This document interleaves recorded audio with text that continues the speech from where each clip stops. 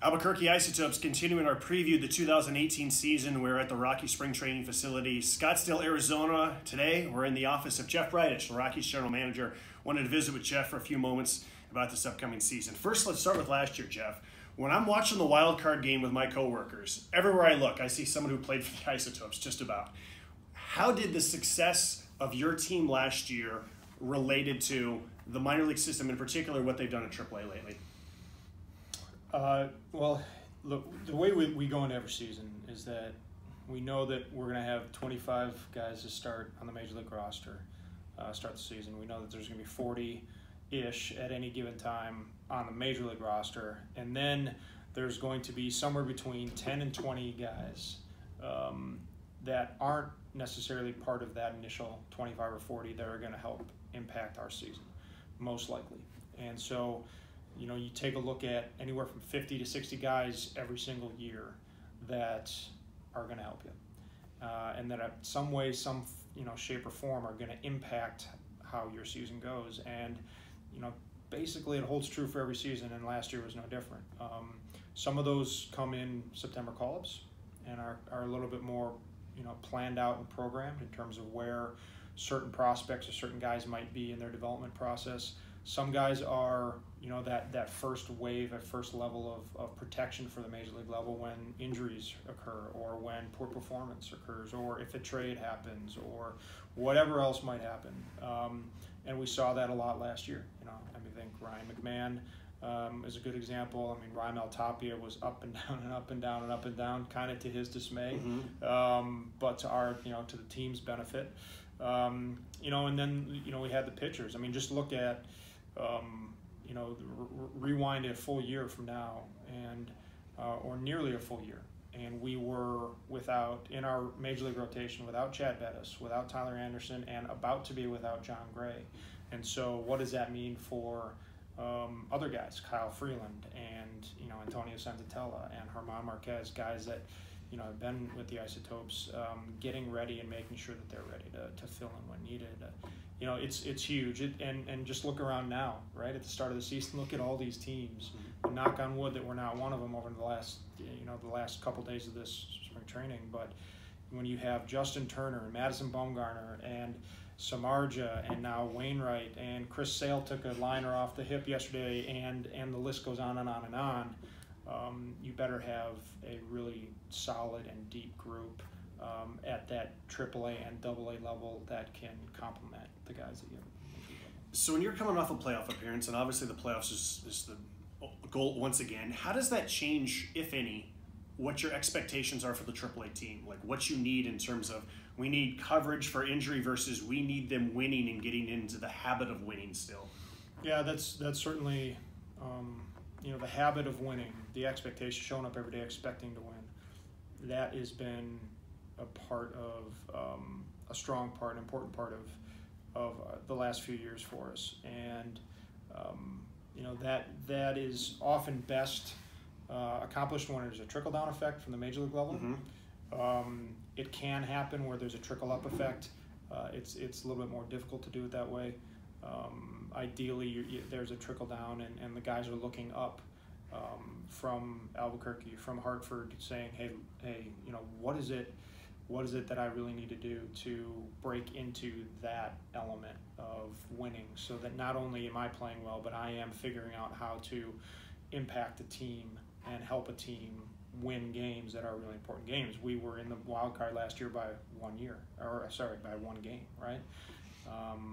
All those games played over the course of a long season, and we clinched by one game, and that comes down to a lot of little stuff. And so it is important for us to every day show up, expect to win, and it's important for each individual to show up thinking, how am I going to, in some way, shape, or form, big, little, or in between, help this team win today, because it's probably going to be an important one.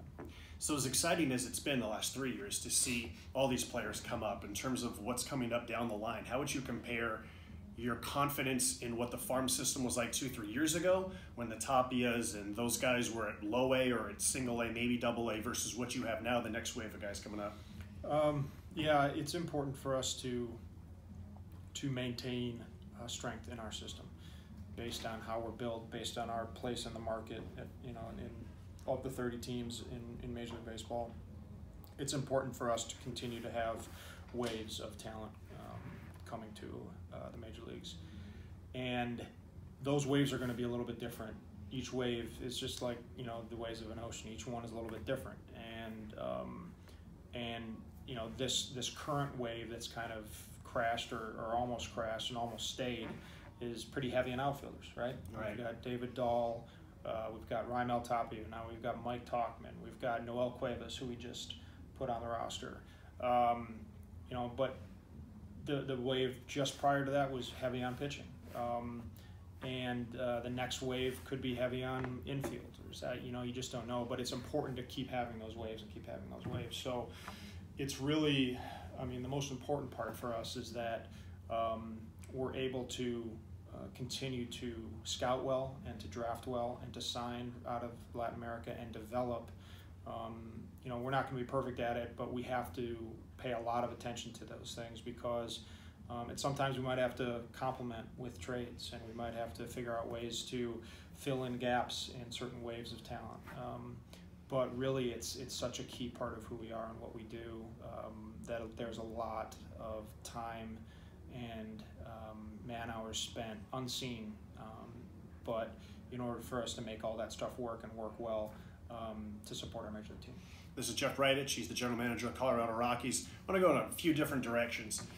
It's 25th anniversary for the Colorado Rockies. First game at Mile High Stadium was April 9th, 1993. Where were you on April 9th, 1993? 93, I was in Milwaukee, Wisconsin, which is where I'm from.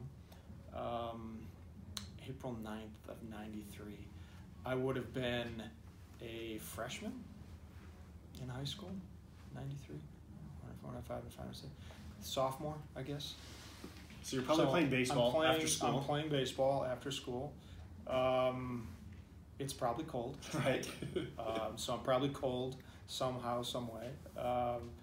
But I can't say that I was paying attention to the first game. You're too busy playing baseball and going to English class or history class. Denver, Colorado, and in the baseball that was going on in there, it probably was not on my radar at that time. Oh, let me ask you another Milwaukee type related question. Yeah. So 1984 December, Ricky Henderson gets traded from the A's to the Yankees. I'm 11 years old.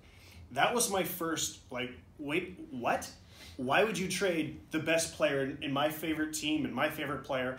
Was there a moment in your childhood where a player got traded or he left as a free agent and it just blew your mind about baseball and how that maybe your reflections now as you're the GM and you have to make these tough decisions? Well, I don't remember there being probably the comparable trade for me would have been Paul Molitor when he left the Brewers, right? Mm-hmm. How does Molly leave the Brewers?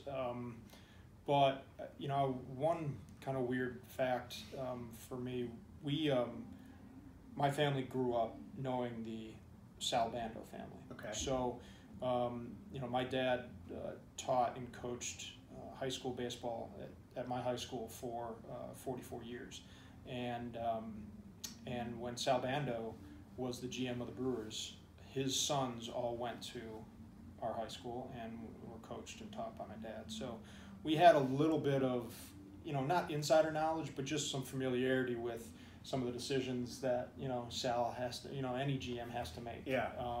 Your dad ever tried to give Sal some advice? I'm sure he did. Right. Right? Baseball people are not right. short on opinions, right? Right. So I'm sure, and it's good. Sal actually comes by he's involved in one of the charity wings of Major League Baseball now, and so he comes by every single spring to kind of pan for gold and look for donations so that charity can do its good work. But it's good to see him, and I don't think I was truly tuned into it enough at the time, but there were little lessons in there to kind of see what things he had to do as the GM of the Brewers. Yeah, and in retrospect, your dad's making the decision on who's going to be on his team every year, right? Mm-hmm. And he did it for 44 years, as you mentioned. And I'm wondering, reflecting on what your job is now and what your dad's job was on a smaller level, and sort of how that kind of helped prepare you for this. Well, I do think one of the things as I look back, so it's been 40 years old now, which is, if you're looking at my hair and the gray that's in there, you'll see that this job it's a big job, but if you're scared of decision making and if you're scared of trying to lead a process and you're scared of difficult situations or difficult decisions, this type of job or a big league manager those aren't the jobs for you. And I think some of that I learned early on from watching my dad and being around those sorts of decisions on a little bit different level, but just having to go through a good, well thought out process when it involves human beings and making decisions on other people. I've never really been scared of that, and I think that does have something to do with my upbringing. Let me end it by asking you about Chad Bettis. Chad, an unbelievable story last year. He comes back from cancer. I think for me in the Isotopes, it was special for us because he made 4 starts with us. Mm-hmm. I remember that you were out in Albuquerque when he was getting pretty close to coming back. Mm-hmm. When he comes back on August 14th, 7 scoreless innings, where is that game going to rank on some of the most memorable games that you've been a part of? Obviously, that wasn't a playoff game, but just the emotion in the stands and then his performance. I hope it's second only to our World Series victory. I would say that I will never forget game 163. This is a while ago, right? 10, 11 years ago. But what that meant for the organization, where we were at the time, that was really cool, and how it propelled us or continued to propel us into the playoffs. Chad's game last year is a little bit different. The personal struggle, the intense personal struggle, and feeling like organizationally we're with him all along the way and helping him through that as best we could. Obviously it was really he and his family that were the biggest in that process for in the healing part for him. But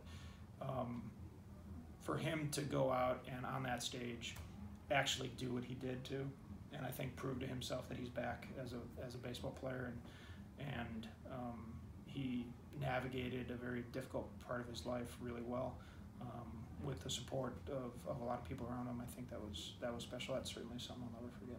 Jeff Bridich, General Manager of Colorado Rockies, we thank him for his time. Isotopes baseball starts April 5th at Salt Lake. First home game is April 10th. Thanks for your time, Jeff, and thanks for coming out to all the winter caravans that you've been, and we look forward to having you out here in 2018. Thank you. Come see us.